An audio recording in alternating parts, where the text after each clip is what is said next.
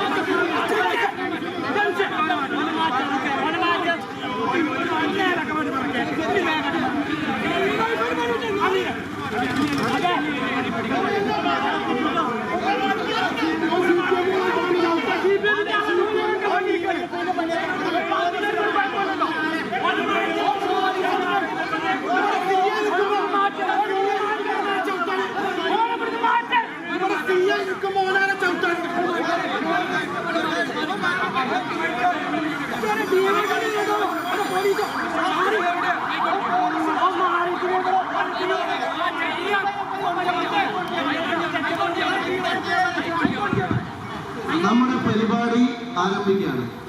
നമ്മളിതൊരു ശക്തമായ സമരം തുടങ്ങുകയാണ്. ഇതിനിടയിൽ ഏതെങ്കിലും പോലീസ് ഉദ്യോഗസ്ഥന്മാരും ഞാൻ ഇവിടെ വളരെ കൃത്യതയോട് പറയാം, മര്യാദക്കല്ലെങ്കിൽ 6 മാസം കഴിഞ്ഞ് തിരിച്ചു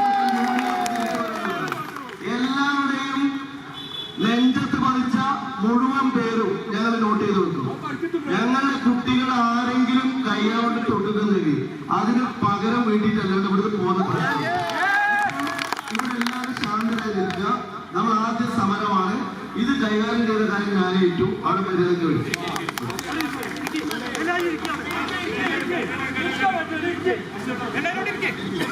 അമീബിക് മസ്തിഷ്ക ജ്വരത്തിനെതിരെ നമുക്ക് ശക്തമായ പ്രതിരോധം തീർക്കാം. കെട്ടിക്കിടക്കുന്നത് മലിനവുമായ ജലാശയങ്ങൾ, പാറക്കുളങ്ങൾ, പായൽ പിടിച്ച ജലാശയങ്ങൾ, കന്നുകാലികളെ കുളിപ്പിക്കുന്ന കുളങ്ങൾ എന്നിവിടങ്ങളിൽ മുഖം കഴുകുകയോ നീന്തുകയോ കുളിക്കുകയോ ചെയ്യുന്നില്ല എന്നുള്ളത് ഉറപ്പാക്കേണ്ടതാണ്. കിണറുകൾ ശാസ്ത്രീയമായ നിലയിൽ ക്ലോറിനേറ്റ് ചെയ്യണം. വാട്ടർ തീം പാർക്കുകളിലെ പൂളുകൾ ക്ലോറിനേറ്റ് ചെയ്യുകയും അവയുടെ രേഖകൾ കൃത്യമായി സൂക്ഷിക്കുകയും ചെയ്യേണ്ടതാണ്. വീടുകളിലെയും ജലവിതരണ സ്രോതസ്സുകളിലെയും ജലസംഭരണികൾ വൃത്തിയായി സൂക്ഷിക്കേണ്ടതാണ്. മൂക്കിലൂടെയാണ് ബ്രെയിനിലേക്ക് അമീബ എത്തുന്നത്. അതുകൊണ്ട് തന്നെ ഓർക്കുക, മൂക്കിലേക്ക് വെള്ളം കയറുകയോ മൂക്കിലേക്ക് വെള്ളം ഒഴിക്കുകയോ ചെയ്യുന്നില്ല എന്നുള്ളത് ഉറപ്പാക്കേണ്ടതാണ്. ഉറപ്പാക്കാം ജലശുദ്ധി, ഉറപ്പാക്കാം ആരോഗ്യം.